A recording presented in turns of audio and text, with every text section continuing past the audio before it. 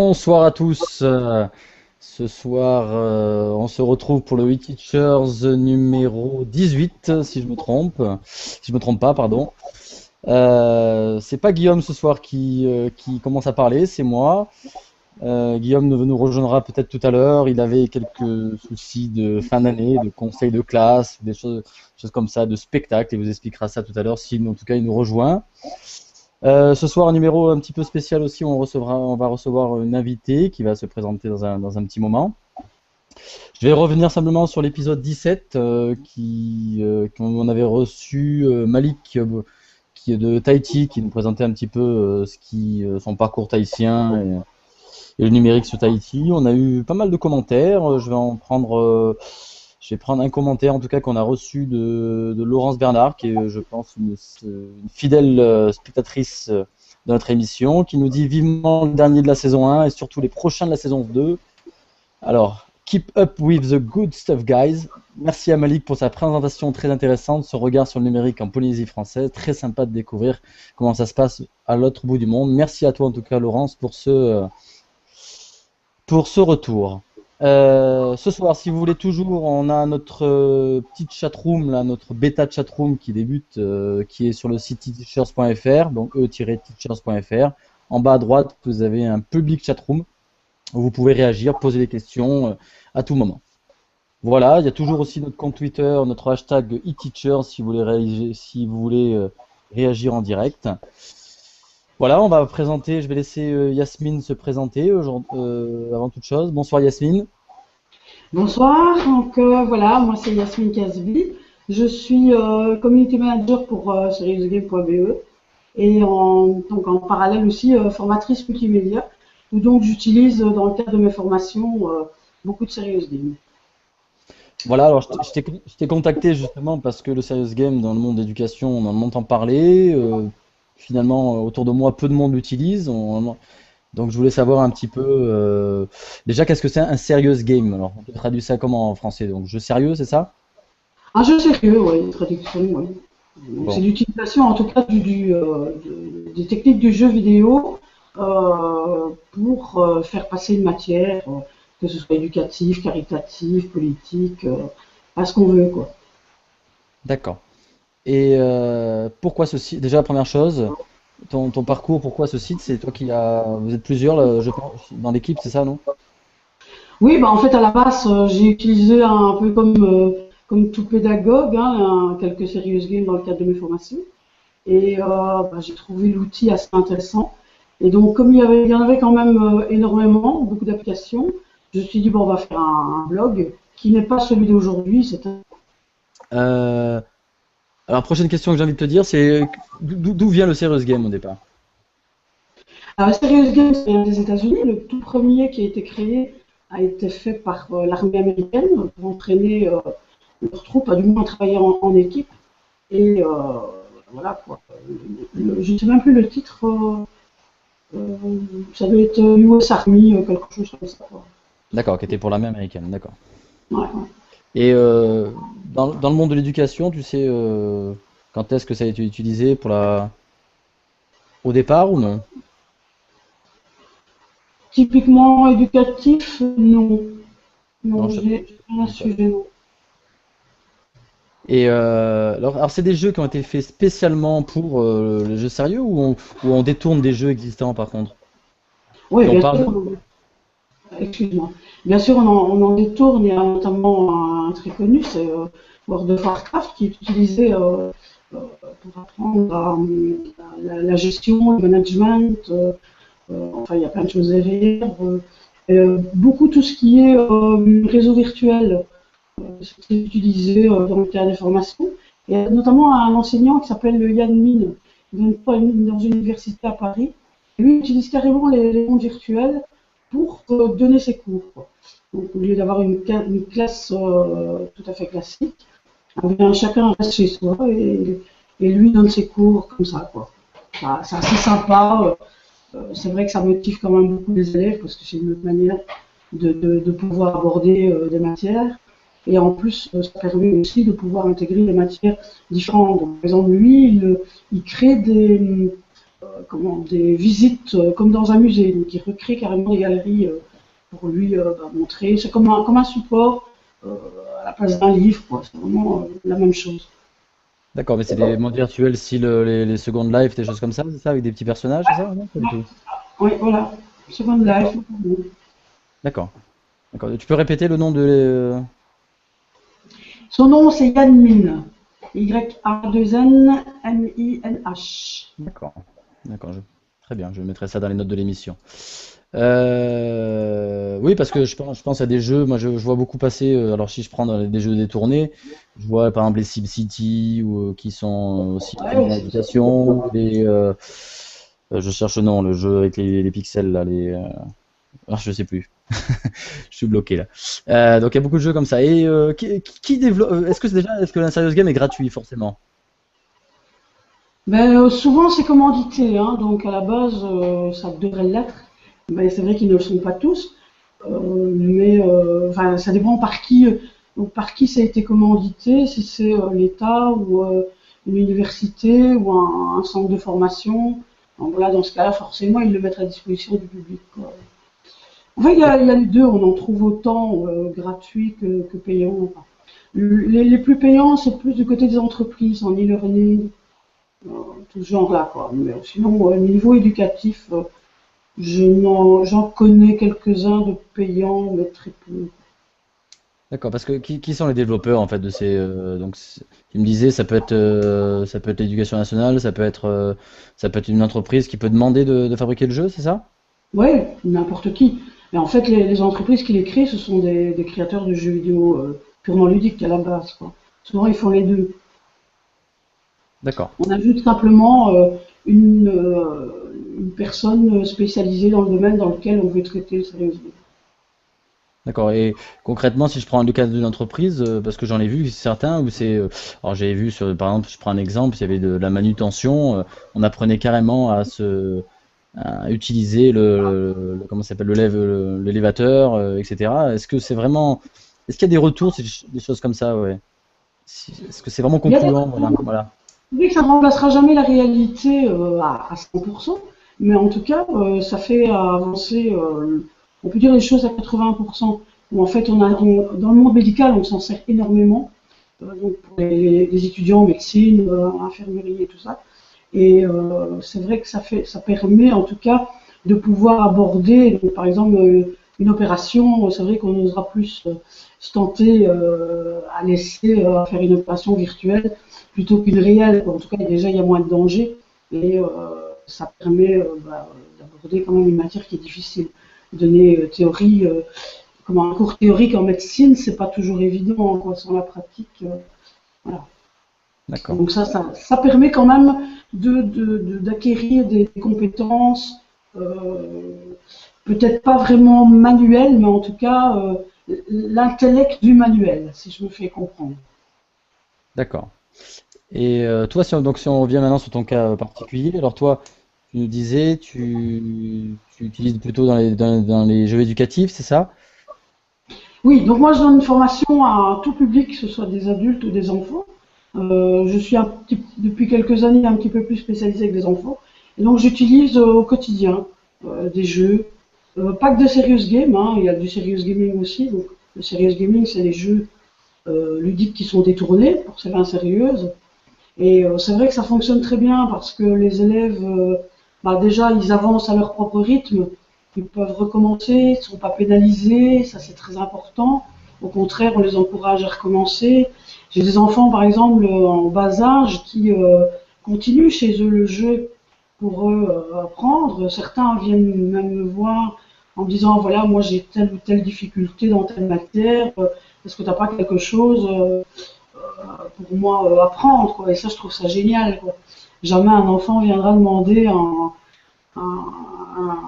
cours ou un syllabus ou que sais-je pour une matière, quoi. Donc voilà, pour moi, c'est D'accord. très profitable. Parce que toi, concrètement, le serious game, tu les mets donc devant l'écran, tu les laisses quoi, une heure? Comment ça se passe concrètement? C'est individuel, hein, donc ils sont chacun devant un écran. Ça dépend des matières aussi. Parfois, certains serious games en fait demandent de connaître le mode d'emploi et il n'est pas intégré dans le jeu. Ça, c'est pas très bon parce que quand on propose à des gens de jouer et qu'ils doivent lire comment tout un mode d'emploi, c'est pas gai pour eux. Donc souvent, moi, je présente les grosses lignes de comment ils doivent l'employer, etc. Et et après, bah, ils sont partis individuellement. Il y en a qui recommencent, mais il n'y a jamais de groupe par rapport à ça. Si ce n'est par après, on fait un débat, on voit si ça leur a apporté. Il y a toujours un retour, quoi. Là, par exemple, il y a un jeu, je crois que je l'ai mis dans la liste, un jeu sur la place des handicapés dans la société. Donc là, par exemple, je leur donne des instructions, je les laisse complètement s'immerger dans, parce que c'est un monde virtuel en 3D, je les laisse s'immerger dans le jeu, et après on en discute, quoi. Et j'avais utilisé ça, donc ça c'est un serious game à la base, mais moi je l'ai utilisé en tant que serious gaming, à savoir que je l'avais utilisé pour des enfants en difficulté. Donc ça m'a permis, parce que bon, on parle de la place des handicapés, mais quelque part des jeunes, des adolescents, entre guillemets, ils sont un peu handicapés, ils ne se sentent pas leur place dans la société. Et donc ça m'a permis, grâce à ce jeu-là, de pouvoir les faire parler plus facilement, de pouvoir débattre en tout cas du sujet. D'accord. Et oui, qu'est-ce que je voulais dire? Donc, c'est aussi des publics adultes, tu me disais. Alors là, c'est Oui, pareil, si c'est des gens qui viennent pour des problèmes particuliers ou pour des... là c'est plutôt senior, donc en fait, je travaille dans Oula. Ah, un- excuse-moi. Guillaume, Bonjour, bonjour, Bonjour. salut. Oh, tu es avec ton téléphone en plus maintenant. parce que je n'aurai jamais le temps d'entrer chez moi à temps. Bon, Donc eh je ben, fais un petit coucou dans la rue et voilà. bon, très bien, très bien. Tout se passe bien, mon cher. Impeccable, impeccable. On a Yasmine qui est là. On a eu quelques petits problèmes techniques, mais tout se passe bien. Tout est revenu dans l'ordre. Bon, je m'excuse auprès des auditeurs. Voilà, comme tu l'as peut-être expliqué, dernière soirée de spectacle dans mon établissement et il fallait que je sois présent. Et j'arrive juste maintenant. Voilà. Bon. Qu'est-ce que tu fais? Tu te poses ou tu nous quittes? Pardon? Tu te poses un moment avec nous ou tu... Je pense qu'en fait, c'est pas très très pratique. Donc je pense que je vais vous laisser terminer. Et puis je m'excuse et je dis à tous nos auditeurs à la prochaine fois et puis on réinvitera, j'espère, comme on avait prévu l'année prochaine, Yasmine, pour faire un autre rendez-vous tout simplement. D'accord? Pas de Allez, problème. Bon, merci, bonne soirée à tous. salut Guillaume. Ouais, bah tiens, justement dans la chatroom, il y a quelqu'un qui nous dit que c'est la poisse, ses problèmes techniques, mais que dommage que le site de Yasmine est vraiment sympa. Tu vois, donc tu vois, t'as des bons retours déjà. Je te laisse regarder le chat parce que Oui, oui, je il n'y a dois pas de souci. bouger avec Anne, moi. Y a Ça pas de souci. fonctionne, donc voilà. Alors, Oui, donc je parlais t'avais le public adulte aussi, donc je voulais en savoir un peu plus là-dessus. oui, donc moi c'est plus particulier. Donc je travaille en fait dans un espace public numérique ou cyberbase, on appelle ça en France aussi. Ça dépend des endroits.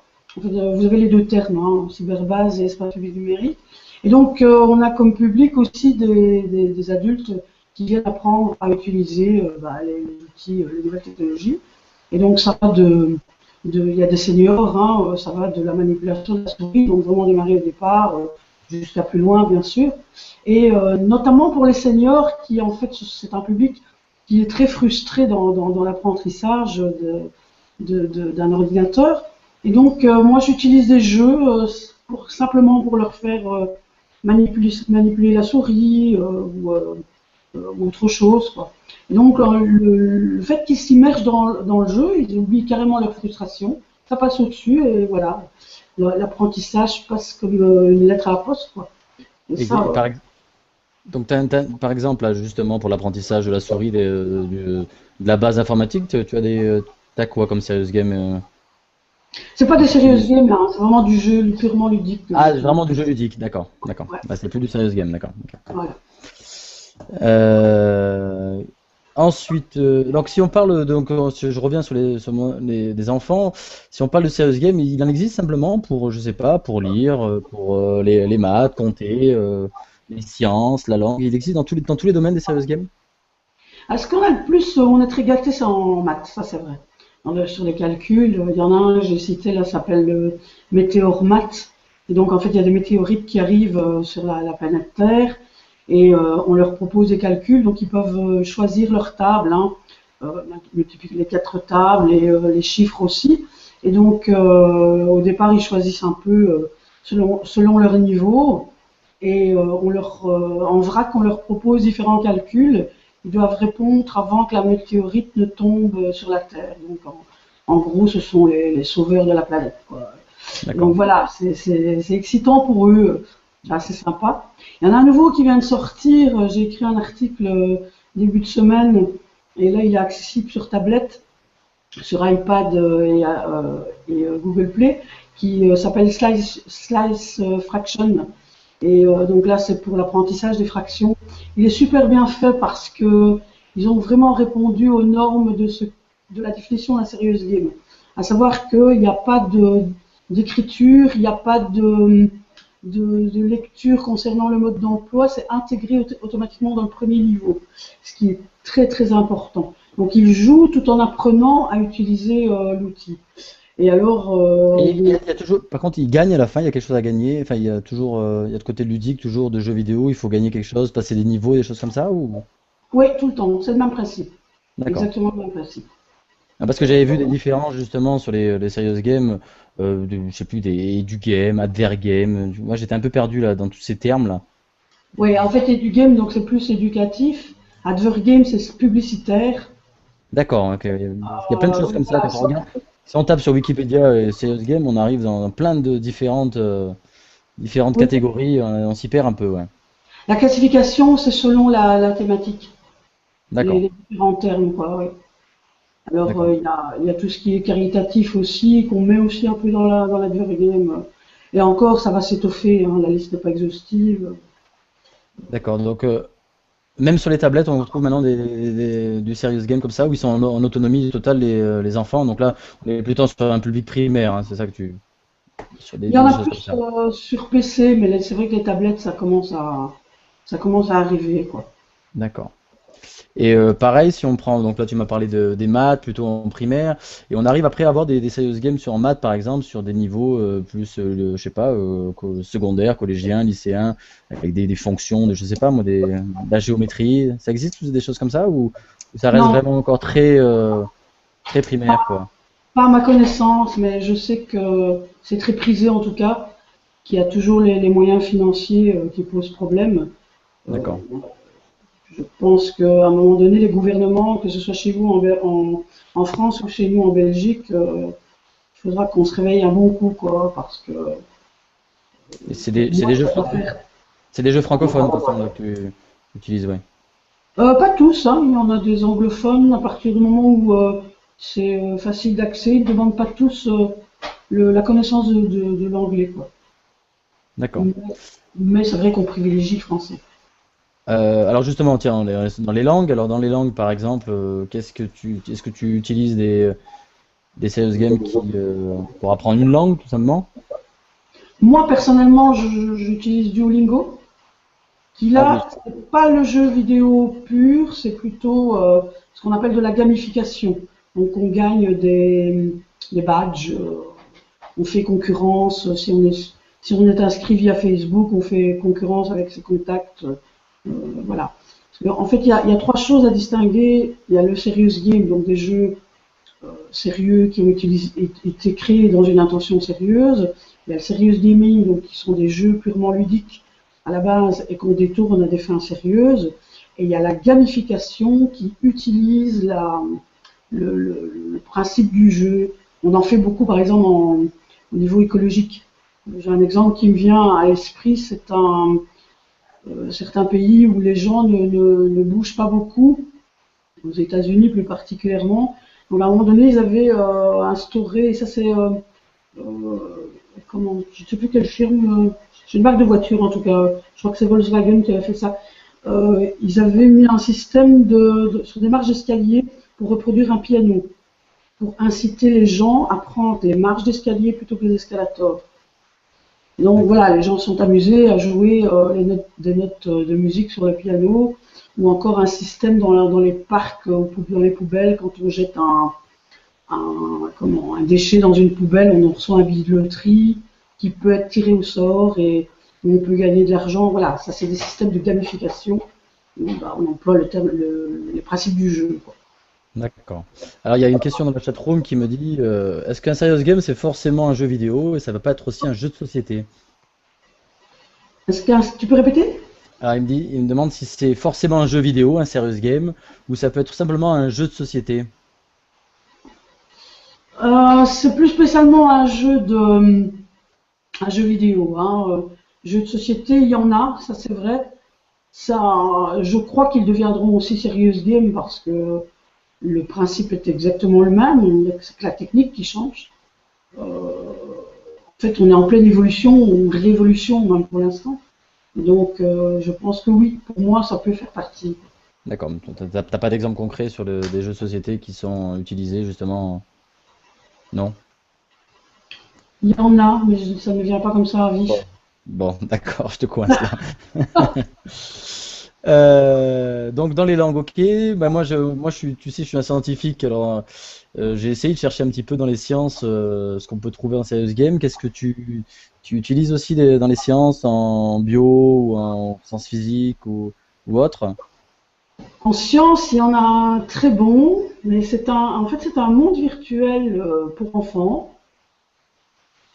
Oh, que je revienne sur le nom, ça c'est autre chose. Bon, tu me donneras le. Je te le donnerai, oui. Ouais, tu me donneras de l'émission, mais le principe c'est comment ça marche? En fait, ce qui est chouette, c'est que les enfants se retrouvent tous ensemble avec un avatar dans un monde virtuel. Et je crois que, je me demande si la Cité des Sciences à Paris n'avait pas participé à la création Création, d'accord. de ce monde-là. Et là-dedans, ils ont fait plein d'expériences, un peu dans tous les domaines de la science, quoi. D'accord. Et alors, ils peuvent gagner différentes choses, des objets pour agrémenter leur avatar, ils gagnent des points, ils gagnent des puissances aussi, et ils gagnent des neurones, ce qui est très important. D'accord. Et j'ai une question qui me vient, serious game, c'est forcément en ligne, non? Ou il y a aussi des choses, on peut avoir des serious games où on peut télécharger et installer comme une application classique? De moins en moins, hein. Il y en a, mais c'est de moins en moins. Tout dépend avec quoi ça a été fait. Donc, par exemple, je parlais de Mobilis tout à l'heure sur la place des handicapés dans la société. C'est un jeu à télécharger parce que c'est de la 3D, que c'est beaucoup trop lourd. En ligne. On va le jouer en ligne, quoi. D'accord. Et ça peut être des jeux en réseau, multijoueur aussi, ou il parlait des mondes virtuels, mais c'est pas forcément toi tout seul devant ton écran et tu peux jouer aussi avec d'autres? Il y en a en réseau, mais c'est encore très rare aussi. D'accord. On continue sur les. Oui, vas-y, je t'ai coupé, non, c'est bon. Si on continue sur les quelques exemples, alors il y en a un j'ai aussi sur la chatroom, hein, je te dis ça comme c'est. Il y en a qui me dit que le seul serious game qu'il a essayé, c'était envers et contre tout. Je sais pas si tu le connais. Ah, Voilà. ça c'est un de mes préférés. Envers et contre tout, il est super parce que l'aspect graphique au début, ça va peut-être pas attirer parce que c'est Attends, vraiment. je le connais pas moi, alors explique ce que c'est. En fait, c'est un jeu sur les réfugiés politiques. Donc au D'accord. départ, on se retrouve devant une feuille de papier qu'on nous demande de signer pour renoncer à nos droits. D'accord. Voilà, c'est super. Ouais. Renoncer à nos droits et donc forcément ce qu'on ne va pas faire. Et donc on va voir apparaître des taches de sang sur l'écran. Et parce que une fois, deux fois, la question est posée. Et alors, donc, il y a différentes étapes. Donc, ça, c'est l'armée, en fait, hein, qui nous interroge. Donc, on va essayer de devoir se sauver de la ville. Puis, après, faire des choix, mais très difficile parce que à un moment donné, il faut vite, on rentre vite chez soi, il faut prendre le strict nécessaire. Qu'est-ce que je vais prendre avec moi? Mon GSM, mon passeport. Qui je vais prendre avec moi? Est-ce que je vais prendre un proche qui n'est pas en règle de papier ou je vais m'accompagner d'un étranger ou d'un ami qui lui l'est? Quel moyen de locomotion je vais employer? Est-ce que je vais payer cher quelqu'un qui va me cacher dans sa cale de bateau ou dans un camion jusqu'à l'arrivée dans un nouveau pays où là il faut s'intégrer? Et en fait, ce jeu, moi, m'a particulièrement ému parce que j'ai été très angoissé. Ça suscite vraiment l'empathie. Et je ne sais pas si cette personne qui a cité le jeu va le confirmer ou pas. Et j'ai raconté mon histoire dans le jeu à un Togolais qui justement a vécu lui réellement cette situation. Et ce que je lui ai expliqué, mes sentiments, c'était vraiment ça, quoi. Et donc il y a eu un moment quand même d'émotion où j'ai pu comprendre ce que cette personne a vécu. C'est terrible, quoi. Et je crois que si on passe pas par l'empathie, on ne peut pas complètement se mettre à la place de l'autre. Ah, voilà. Là, c'est des jeux, c'est un jeu très profond, quoi. Il y a des jeux vraiment très profonds, hein. Oui, c'est très fort. Très très fort. J'aimerais bien savoir ce que cette personne en a tiré, par contre. Ah, alors c'est Guest Roxana, si tu peux répondre à la question. Qu'est-ce que tu en as tiré de ce jeu-là? Voilà, on va voir s'il nous répond. Ouais. On finit par quelques exemples que tu utilises, toi, au quotidien, puisqu'a priori tu utilises beaucoup. Qu'est-ce que tu as quelques exemples à proposer de serious games que tu utilises au quotidien? Au quotidien, il y en a une qui est très bien pour les profs d'histoire, par exemple, c'est la construite à cité médiévale. Alors là, il y a quand même pas mal de textes, mais donc en fait, les enfants doivent construire leur propre village médiéval, donc le Moyen Âge, qui est quand même une matière assez complexe. Donc on va démarrer vraiment au début du Moyen Âge. Je te coupe juste, c'est quoi le nom, tu m'as dit? Construite à cité médiévale. Ah, construite à cité médiévale, d'accord, ok. Voilà. Vas-y, Et c'est vrai qu'il y a quand même énormément de textes, mais ils sont obligés de le lire pour pouvoir évoluer dans le jeu, pour pouvoir placer les bonnes maisons, les bonnes choses au bon moment, quoi. Et c'est un public de quel âge là avec que tu fais ça? Oh, moi je m'amuse encore maintenant, hein. Ça, je suis pas enfant, mais on va dire jusqu'à 12-13 ans, facilement. D'accord, très bien. Donc en histoire. Ensuite, tu as d'autres choses à proposer que tu utilises assez souvent? Très souvent, en fait, j'aime changer. Bon, en J'en ce ai moment, pas. alors disons en ce moment. En ce moment, c'est les examens, donc j'en utilise pas. Mais attends, je vais t'en trouver là. Alors Parce que tu m'as donné quelques-uns là, je vois ouais, qui m'intéressent dans les notes de l'émission. Tu m'as apprenez à coder avec le Serious Game, puisque c'est un petit oui, peu en ce moment, c'est un petit peu en ce moment la mode du code, puisque nous en France on parle de plus en plus d'enseigner le code dès le collège. juste. Je sais pas si vous en Algo, Belgique c'est le cas aussi. ouais. Algobot, c'est un chouette jeu aussi où en fait on n'a pas l'impression qu'on apprend du code. En fait, à la base, ça a été créé pour un centre de compétences en informatique qui veut initier donc au début les gens qui sont là pour pour apprendre le code, quoi. Alors c'est un jeu qui est super parce que on n'a vraiment pas l'impression qu'il y a quelque chose de sérieux derrière, mais en tout cas on y apprend la logique. Et donc là, le petit bonhomme que vous voyez là, par certains codes, on va devoir le faire avancer pour arriver à son point d'arrivée, quoi. Et c'est du code écrit ou du code style avec des blocs Le code, on l'écrit pas, hein, ce sont des blocs en fait. des blocs qu'il faut choisir soi-même, quoi. D'accord, très bien. Je continue sur les petits exemples que tu m'as donnés. Oui, Allez, on continue. J'ai perdu mon petit truc. Tu m'as donné ensuite. Ah ben non, tu me les avais donnés envers contre tous. Tu l'avais noté en plus. oui.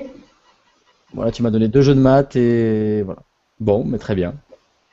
Genre, il Vas-y, faudrait. si tu as un autre exemple, vas-y, dis-moi. Ah, en fait, il y en a tellement. Alors, on en a fait un récemment. Et ça, c'est belge.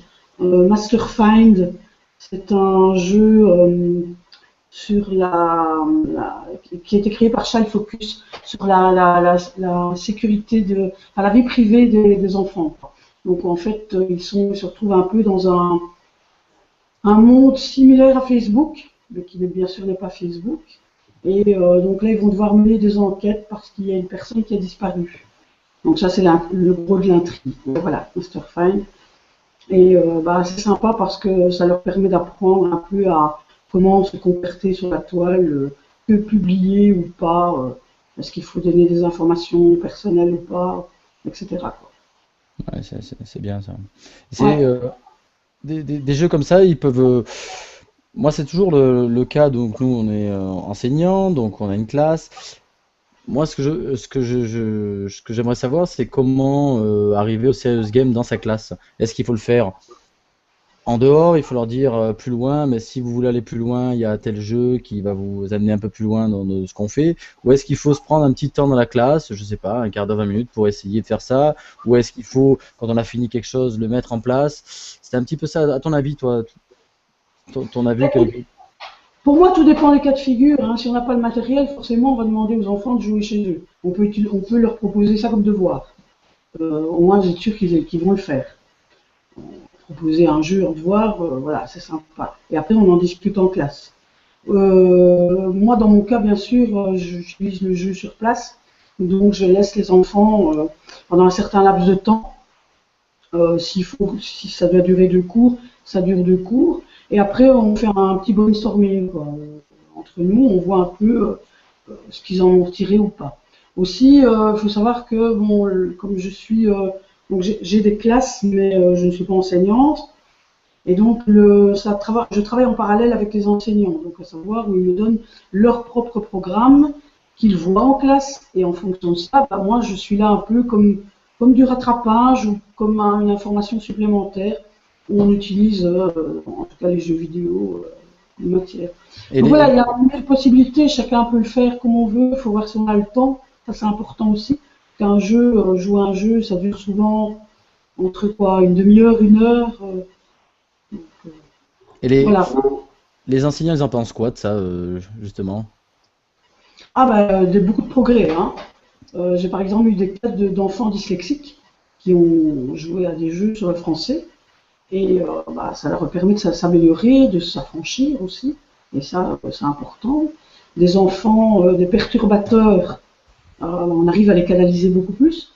Déjà ils sont acteurs, hein, ils sont pas passifs en train d'écouter quelqu'un, ils font leur propre apprentissage, et voilà, ça c'est intéressant. Très bien. Bon. Non, non, mais ça donne envie d'essayer en tout cas. Mais t'as pas de cas d'enseignants, par exemple, qui eux vont l'utiliser eux vraiment dans leur classe. Non, ça t'as pas réussi en.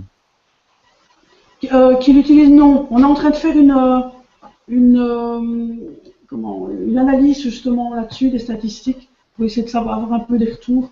Mais c'est pas évident de contacter tout le monde. Ça va venir, hein, ça viendra. D'accord, hein, ce serait intéressant d'en reparler alors. Ouais, tout à fait. Eh ben, bon, je crois on a fait le tour de du CS Game. Donc, en tout cas, merci beaucoup Yasmine à toi d'avoir accepté l'invitation. Mais avec plaisir. Bon, même si on a eu quelques soucis entre le dernier épisode et là, mais bon. Ça va, il bouge plus là. Bon. Yasmine, si on veut te contacter sur l'internet, comment faire? Le mieux, c'est quoi? C'est via seriousgame.be, il y a tous les contacts. Nous sommes 3 personnes. Enfin, il y a 3 mails là et le mien en fait partie, quoi. D'accord, très bien. Donc, ben nous, si vous voulez e-teachers, donc toujours le site e-teachers.fr. Si vous voulez nous contacter, il y a toujours e-teachersfr@gmail.com, notre communauté Google+, Facebook, ça vous connaissez, et des petites étoiles sur iTunes, ce serait sympa toujours. Voilà, moi c'est @jeff8342, Guillaume qui n'était pas là aujourd'hui, c'est @willoteach. Voilà. Bonsoir Yasmine, merci encore. Et Bonsoir, on se plaisir. refera ça. À bientôt.